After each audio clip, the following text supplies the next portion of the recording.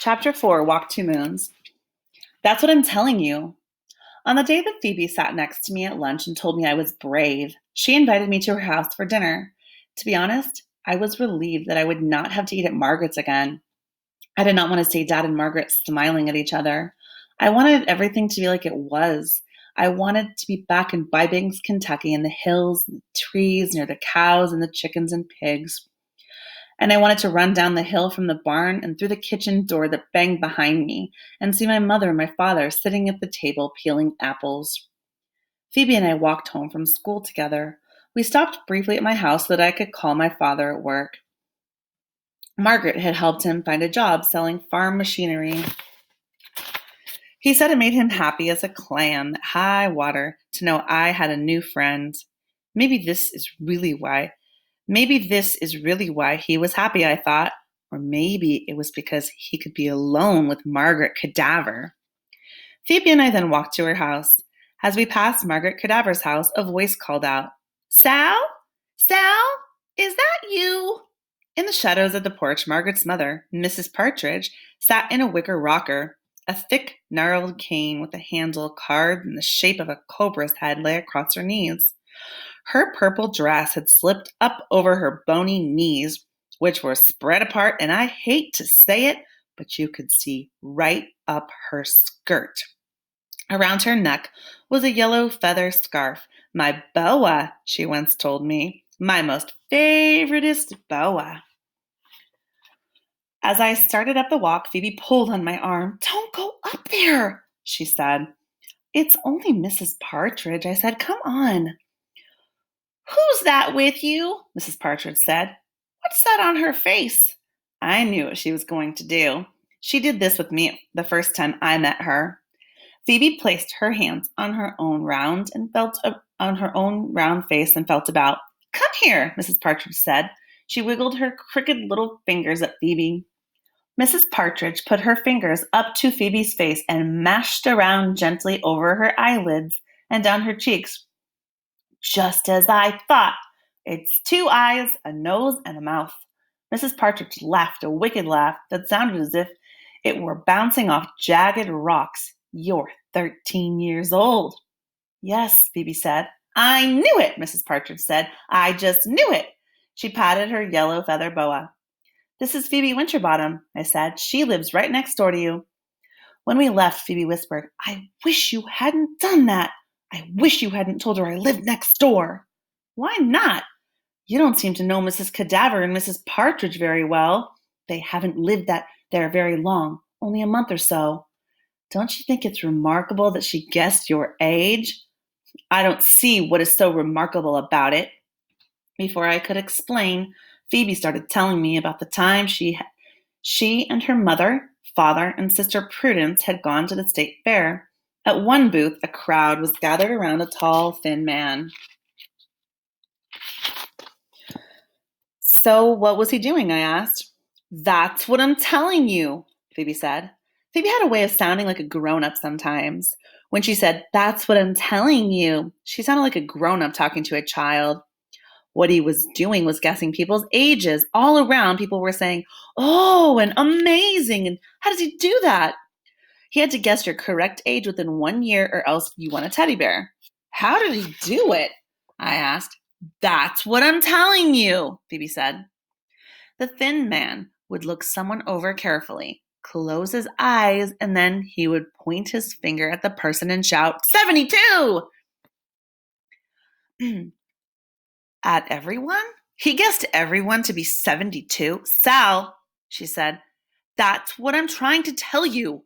I was just giving an example. He might have said 10 or 30 or 72. It just depended on the person." He was astounding. I really thought it was more astounding that Mrs. Partridge could do this, but I didn't say anything. Phoebe's father wanted the thin man to guess his age. My father thinks he looks very young, and he was certain he could fool the man. After studying my father, the thin man closed his eyes, pointed his finger at my father, and shouted, 52! My father gave a little yelp, and all around people were automatically saying, "Oh, and amazing," and all that. But my father stopped them. Why? Phoebe pulled on one of her yellow curls. I think she wished she hadn't started the story in the first place. Because he wasn't anywhere near 52. He was only 38. Oh. And all that day, my father followed us through the fair, carrying his prize, a large green teddy bear. He was miserable. He kept saying, 52? 52? Do I look 52? Does he? I said. Phoebe pulled hard on her hair. No, he does not look 52. He looks 38. She was very defensive about her father. Phoebe's mother was in the kitchen. I'm making blackberry pie, Mrs. Winterbottom said. I hope you like blackberries. Is something wrong? Really, if you don't like blackberries, I could. No, I said. I like blackberries very much. Just have some allergies, I think. To blackberries? Mrs. Winterbottom said. No, not to blackberries. The truth is, I do not have allergies, but I could not admit that blackberries reminded me of my mother. Mrs. Winterbottom made me and Phoebe sit down at the kitchen table and tell her all about our day. Phoebe told her about Mrs. Partridge guessing her age. She is really remarkable, I said. Phoebe said, It's not that remarkable, Sal. I wouldn't exactly use the word remarkable. But Phoebe, I said, Mrs. Partridge is blind. Both Phoebe and her mother said, Blind? Later, Phoebe said to me, Don't you think it's odd that Mrs. Partridge, who is blind, could see something about me, but I, who can see, was blind about her? And speaking of odd, there's something very odd about that Mrs. Cadaver. Margaret? I said. She scares me half to death, Phoebe said. Why? That's what I'm telling you, she said. First, there's the name Cadaver. Do you know what cadaver means? Actually, I did not. It means dead body. Are you sure? I said. Of course I am sure, Sal. You can check the dictionary if you want. Do you know what she does for a living? What her job is? Yes, I said. I was pleased to say. I was pleased to know something. She's a nurse. Exactly, Phoebe said. Would you want a nurse whose name meant dead body? And that hair, don't you think all that sticking out red hair is spooky? And that voice, it reminds me of dead leaves all blowing around on the ground. This was Phoebe's power. In her world, no one was ordinary. People were either perfect, like her father, or more often they were lunatics or axe murderers. She could convince me of just about anything, especially about Margaret Cadaver. From that day on, Margaret Cadaver's hair did look spooky, and her voice did sound exactly like dead leaves. Somehow, it was easier to deal with Margaret if there were reasons not to like her, and I definitely did not want to like her. Do you want to know an absolute secret? Phoebe said. I did. Promise not to tell. I promised. Maybe I shouldn't, she said. Your father goes over there all the time, and he likes her, doesn't he? She twirled her finger through her curly hair and let those big blue eyes roam over the ceiling. Her name is Mrs. Cadaver, right? Have you ever wondered what happened to Mr. Cadaver? I never really thought about, well, I think I know, Phoebe said. And it is awfully, purely awful. Okay, so right now I want you guys to just stop for a minute. And I would like you to make a prediction about what happened to the Mrs. Cadaver's husband. Where is he and what happened? So you don't need to write this down. I just want you to think about it in your mind. Okay, a good reader, someone who actually really enjoys reading and understands and comprehends what they're reading, you're basically constantly making predictions. And that's a really good strategy to practice if you do not love to read or if you struggle with reading, is to try to predict what will happen next. Chapter 5, A Damsel in Distress. At this point in my story about Phoebe, Graham said, I knew somebody like Phoebe once. Phoebe, I said. Yes, that's right. I knew someone just like Phoebe, only her name was Gloria. Gloria lived in the wildest, most pepped up world, a scary one, but oh, scads more exciting than my own. Graham said, Gloria? Is she the one who told you not to marry me? Is she the one who said I would be your ruination? Shush, Grandma said. Gloria was right about that at least. She elbowed Gramps. Besides, Gloria only said that because she wanted you for herself. Well, god dang, Gramps said, pulling into the rest stop on the Ohio Turnpike. I'm tired. I did not want to stop. Rush, rush, rush, whispered the wind in the sky, the clouds, the trees. Rush, rush, rush. If all he wanted to do was take a rest, that seemed a safe enough and quick enough thing for him to do. My grandparents can get into trouble as easily as a fly can land on a watermelon. 2 years ago, they drove to Washington, D.C. They were arrested for stealing the back tires off a senator's car. We had 2 flat, splunkered tires, said Grandfather. Grandfather explained. We were only borrowing the senator's tires. We were going to return them. In Bybanks, Kentucky, you could do this. You could borrow someone's back tires and return them later. But you could not do this in Washington, D.C. You could especially not do this to a senator's car. Last year, when Graham and Gramps drove to Philadelphia, they were stopped by the police for irresponsible driving. You were driving on the shoulder, a policeman told Gramps and Gramps. You were driving on the shoulder, a policeman told Gramps. Gramps said, shoulder? I thought it was an extra lane. That's a mighty fine shoulder. So here we were, just a few hours into our trip out to Lewiston, Idaho, and we were safely stopped in a rest area. Then Gramps noticed a woman leaning over the fender of her car. The woman was peering at an engine and dabbing a white handkerchief at various greasy items inside. Excuse me, Gramps said gallantly. I believe I see a damsel in some distress. And off he marched to rescue her. Gramps sat there, patting her knees and singing, Oh, meet me in the tulips when the tulips do bloom. The woman's white handkerchief, now spotted with black grease, dangled from her fingertips as she smiled down on the back of Gramps, who had taken her place leaning over the engine. Might be the carbusterator, he said, or maybe not. He tapped a few hoses. Might be those dang snakes, he said. Oh my, the woman said. Snakes in my engine? Gramps waggled a hose. This here's what I call snake, he said. Oh, I see, the woman said. And you think those snakes might be the problem? Maybe so. Gramps pulled on one and it came loose. See there, he said, it's off. Well, yes, but you, dang snakes, Gramps said, pulling at another one. It came loose. Looky there, another one. The woman smiled, a thin little worried smile, but 2 hours later, there was not a single snake still attached to anything to which it was supposed to be attached. The carbusterator lay dismantled on the ground. Various other pieces of the woman's engine were scattered here and there. The woman called the mechanic, and once Gramps was satisfied that the mechanic was an honest man who might actually be able to repair her car, we started on our trip again.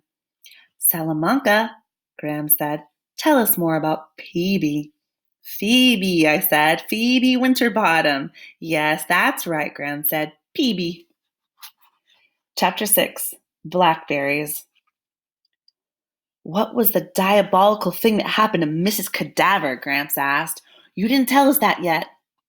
I explained that just as Phoebe was going to divulge the purely awful thing that happened to Mr. Cadaver, her father came home from work, and we all sat down to dinner. Me, Phoebe, Mr. and Mrs. Winterbottom, and Phoebe's sister, Prudence. Phoebe's parents reminded me a lot of my own grandparents, the Pickfords. Like the Pickfords, Mr. and Mrs. Winterbottom spoke quietly in short sentences and sat straight up as they ate their food. They were extremely polite to each other, saying, Yes, Norma, and yes, George, and Would you please pass the potatoes, Phoebe? And wouldn't your guest like another helping? They were picky about their food. Everything they ate was what my father would call side dishes: potatoes, zucchini, bean salad, and a mystery casserole that I could not identify. They did not eat meat. They didn't use butter. They were very much concerned with cholesterol. From what I could gather, Mr. Winterbottom worked in an office creating road maps. Mrs. Winterbottom baked and cleaned and did laundry and grocery shopping. I had a funny feeling that Mrs. Winterbottom did not actually like all this baking and cleaning and laundry and shopping, and I'm not quite sure why I had that feeling. Because if you just listened to the words she said, it sounded as if she was Mrs. Supreme Housewife. For example, at one point, Mrs. Winterbottom said, "I believe I've made more pies in the past week than I can count." She said this in a cheery voice, but afterward, in the small silence, when no one commented on her pies, she gave a soft sigh and looked down at her plate. I thought it was odd that she baked all those pies when she seemed so concerned about cholesterol.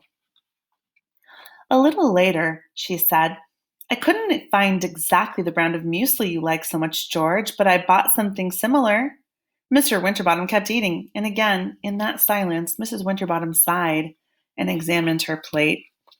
I was happy for her when she announced that, since Phoebe and Prudence were back in school, she thought she would return to work. Apparently, during the school terms, she worked part-time at Rocky's Rubber as a receptionist. When no one commented on her going back to work, she sighed again and poked her potatoes. A few times, Mrs. Winterbottom called her husband Sweetie Pie and Honey Bun. She said, "Would you like more zucchini, Sweetie Pie?" And "Did I make enough potatoes, Honey Bun?" For some reason, that surprised me, those little names she used. She was dressed in plain she was dressed in a plain brown skirt and white blouse. On her feet were sensible, wide, flat shoes. She did not wear makeup, even though she had a pleasant round face and long, curly yellow hair. The main impression I got was that she was used to being plain and ordinary, that she was not supposed to do anything too shocking. And Mr. Winterbottom was playing the role of father with a capital F. He sat at the head of the table with the white shirt cuffs rolled back neatly. He still wore his red and blue striped tie. His expression was serious. His voice was deep, and his words were clear. "Yes, Norma," he said deeply and clearly. "No, Norma." He looked more like 52 than 38, but this was not something I would ever call to his or Phoebe's attention. Phoebe's sister Prudence was 17 years old, but she acted like her mother. She ate primly, she nodded politely, she smiled after everything she said. It all seemed peculiar. They acted so thumpingly tidy and respectable. After dinner, Phoebe walked me home. She said, "You wouldn't think it to look at her, but Mrs. Cadaver is as strong as an ox." Phoebe looked behind her as if she expected someone to be following us. "I have seen her chop down trees and lug the remains clear across the backyard. Do you know what I think? I think maybe she killed Mr. Cadaver and chopped him up and buried him in the backyard." "Phoebe!" I said. "Well, I'm just telling you what I think, that's all." That night, as I lay in bed, I thought about Mrs. Cadaver, and I wanted to believe that she was capable of killing her husband and chopping him into pieces and burying him in the backyard. And then I started thinking about blackberries, and I remembered a time my mother and I walked around the rims of the field and pastures in by banks picking blackberries. We did not pick from the bottom of the vine or from the top. The ones at the bottom were for the rabbits, my mother said, and the ones at the top were for the birds. The ones at people height were for people. Lying in bed, remembering those blackberries made me think of something else too. It was something that happened a couple of years ago on a morning when my mother slept late. It was that time she was pregnant. My father had already eaten breakfast, and he was out in the fields. On the table, my father had left a single flower in each of 2 juice glasses, a black-eyed Susan in front of my place and a white petunia in front of my mother's. When my mother came into the kitchen that day, she said, "Glory!" She bent her face toward each flower. "Let's go find him." We climbed the hill to the barn, crawled between the fence wires, and crossed the field. My father was standing at the far end of the field, his back to us, hands on his hips, looking at a section of fence. My mother slowed down when she saw him. I was right behind her. It looked as if she wanted to creep up and surprise him, so I was quiet too and cautious in my steps. I could hardly keep from giggling. It seemed so daring to be sneaking up on my father, and I was sure my mother was going to throw her arms around him and kiss him and hug him and tell him how much she loved the flower on the kitchen table. My mother always loved anything that normally grows or lives out of doors. Anything. Lizards, trees, cows, caterpillars, birds, flowers, crickets, toads, ants, pigs. Just before we reached my father, he turned around. This startled my mother and threw her off guard. She stopped. "Sugar?" he asked. My mother opened her mouth, and I was thinking, "Come on, throw your arms around him, tell him." But before she could speak, my father pointed to the fence and said, "Look at that, a morning's work." He indicated a new length of wire strung between two posts. There was sweat on his face and arms. And then I saw that my mother was crying. My father saw it too. "What?" he said. "Oh, you're too good, John," she said. "You're too good. All of you Hiddles are too good. I'll never be so good. I'll never be able to think all the things." My father looked down at me. "The flowers," I said. "Oh." He put his sweaty arms around her, but she was still crying, and it wasn't what I had imagined it would be. It was all sad instead of happy. The next morning, when I went into the kitchen, my father was standing beside the table looking at two small dishes of blackberries, still shiny and wet with dew. One dish at his place and one at mine. "Thanks," I said. "No, it wasn't me," he said. "It was your mother." Just then, she came in from the back porch. My father put his arms around her, and they smooched, and it was all tremendously romantic. And I started to turn away, but my mother caught my arm. She pulled me into her and said to me, though it was meant for my father, I think, "See, I'm almost as good as your father." She said it in a shy way, laughing a little. I felt betrayed, but I didn't know why. It is surprising all the things you remember just by eating a blackberry pie. Okay, so we're going to go ahead and stop here. And I wanted you guys to now think about Sal's mom. And I really want you to remember that she left them. So there were lots of clues that were just given right now as to the way that Sal's mom feels about herself. So I really want you guys to think about that. We're going to do an activity that's going to last the duration of the book, okay? And I'll share my screen with you in a second to show you what that is. But we're going to work on character traits, and so anything that adds to the person's character. So it can be things like Sal's mom doesn't feel as good as her father, like she's not as good of a person. We're going to also add Phoebe's mom to the list. But we've learned a lot about Phoebe so far. A lot of students who read this book with me don't like Phoebe. She has been called a know-it-all by a lot of my students. She's extremely serious. What you just read is exactly how she is throughout the whole book. So we're going to start working together on an assignment. I'll show you where to find that. Let's see. And so what you're going to do right now is head on over to your Google Classroom. And I'm going to have to go, let's see, I don't have it saved on here. So let's go ahead and go to Google Classroom and go to Language Arts.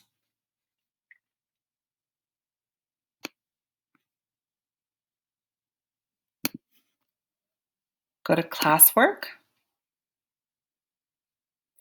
And then for this week, I'm on social studies. What am I thinking? It's because I'm talking to you guys. I'm sorry. Language arts, not social studies. Click on classwork. And then go ahead and go down to the walk two moons. Now, if you're in my first period class, we will be doing this as an entire whole class, okay? If you are in my sixth period class, you will be doing this individually. So I will explain the basic part of this and then I'll stop to explain the difference between my second period and my fifth. So anyway, you're going to click on here and open up your Walk Two Moons character traits document. And we will go ahead and go down to, because we just read the part about Salamanca's mom. So we know that that was in chapter 6. So what does the character look like? What does the character do? What does the character say?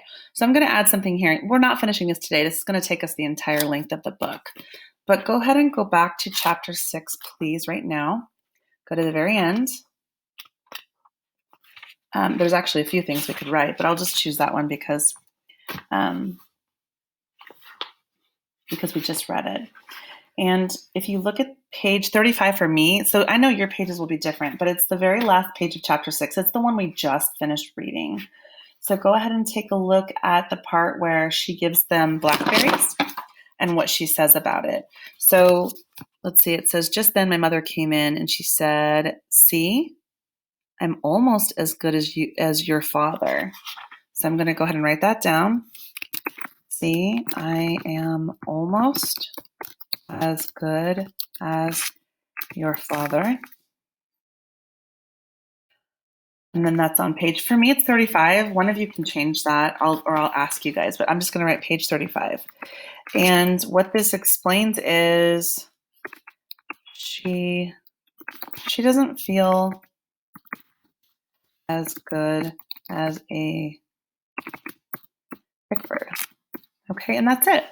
And you will be working on this throughout the duration. So you're going to basically write the direct quote down. A direct quote means you do not change any of the words and you write it exactly as it comes in the book. I don't want you guys to use the same font, please. Please just use black. So you can go up here and use black. And that way we can see the questions. And if you are in my first period class, you will write the names of the people who came up with this. So I will write Mrs. Mangle. Most of you will have 3 people per group. So Mrs. Mangle, I wrote this down. This is my quote, okay? Now, if you had 3 people in a group, let's say it was Viviana and, let's see, Aiden and Micah, it would say that. You don't need to write your last name. So just Vivian, Aiden, and Micah. That would be if you were in that group together, okay? You would write it down. And that's it, okay? So today, you're going to go ahead and work on this in a group, and I will tell you how to do that in just a second. I'm going to stop this video, and we'll come together as a class now.